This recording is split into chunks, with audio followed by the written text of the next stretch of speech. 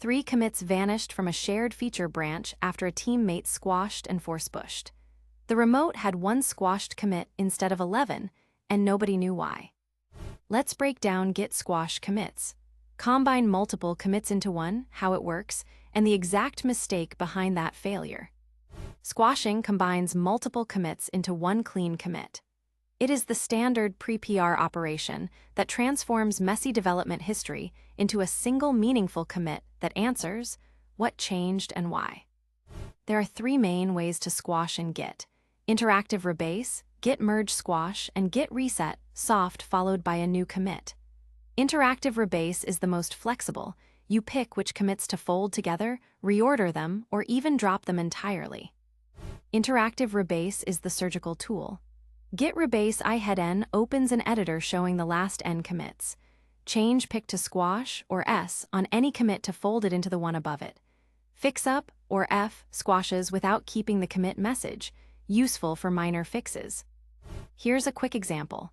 We create 3 messy commits, then use interactive rebase to squash the last 2 into the first.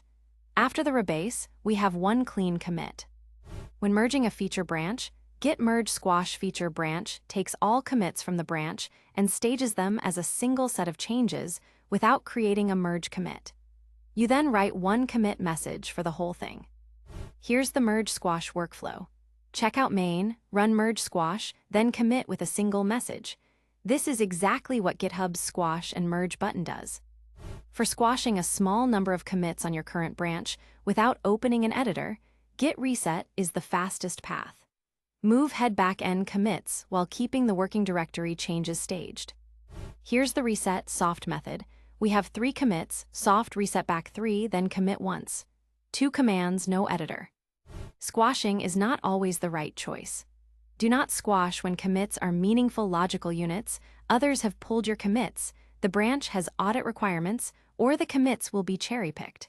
Squash noise like WIP and typos, but preserve signal. This is the same issue we highlighted at the start.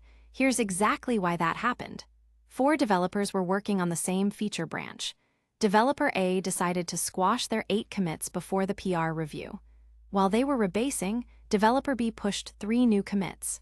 Developer A ran git push force, which overwrote Developer B's commits on the remote. Using git push, force overwrites remote history, destroying commits pushed by teammates. The fix is to use force-with-lease, which refuses the push if the remote has new commits. The fix was straightforward. Developer B found their lost commits in their local reflog and cherry-picked them onto the squashed branch. The team then adopted 2 rules: always use force-with-lease instead of force, and never squash on a branch that multiple developers are actively pushing to.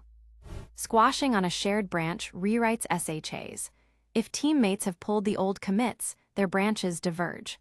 Only squash on branches you own exclusively or coordinate with the team.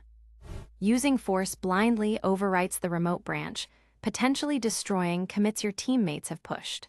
Always use force-with-lease, which checks if the remote has commits you don't know about and fails if so. Use Fixup instead of squash for commits whose messages you want to discard, like WIP or typo fixes. Fixup silently discards the message, while squash opens an editor to combine messages. When you have many Fixup commits, manually changing pick to Fixup in the Rebase editor is tedious. Use git commit Fixup equals commit to mark a commit as a Fixup, then git rebase I Autosquash base to automatically reorder and squash them. This is especially useful for review-driven development where you address PR feedback with Fixup commits. Even after a squash, the original commits are not immediately deleted. They remain in the reflog for 30 days by default. If you accidentally squash the wrong commits, you can recover them via git reflog and git reset, hard to a pre-rebase state. This is a critical safety net that the article mentions in passing, but deserves emphasis. Never panic after a botched squash. The reflog is your undo button. If you only need to combine the last commit with the working directory, e.g., forgot to include a file, a git commit amend is simpler than a squash. It replaces the tip commit with a new one including the staged changes. Use squash only when combining multiple commits. Use amend for the common oops, forgot something scenario. If commits are lost after a squash, check your local reflog with Git Reflog. Find the commit hashes and cherry-pick them back. If the rebase completed incorrectly, Git reset, hard ORIG head returns to the pre-rebase state. Let's run through some common interview questions. What is the difference between squash and fixup? Squash combines messages, fixup discards the folded message. How do you safely force push after a squash? Use git push force-with-lease instead of force. When should you not squash commits? When commits are meaningful logical units, others have pulled them, or they will be cherry-picked. And a few frequently asked questions. What does squashing do? Combines multiple consecutive commits into one.